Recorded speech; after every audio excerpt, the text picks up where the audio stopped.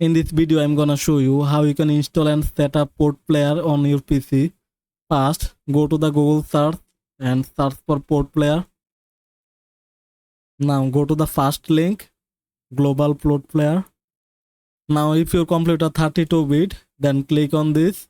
And if your computer 64-bit, then click on this. So in my case, I have 64-bit.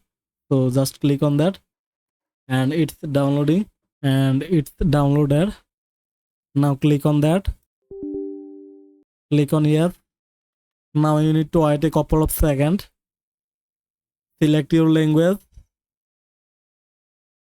Click on next. Agree. Next.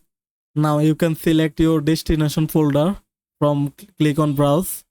But I am keep it default. Let's click on install. Now just click on close. Click on agree. Next. Again click on install and click on close. So we have successfully installed PotPlayer to our PC.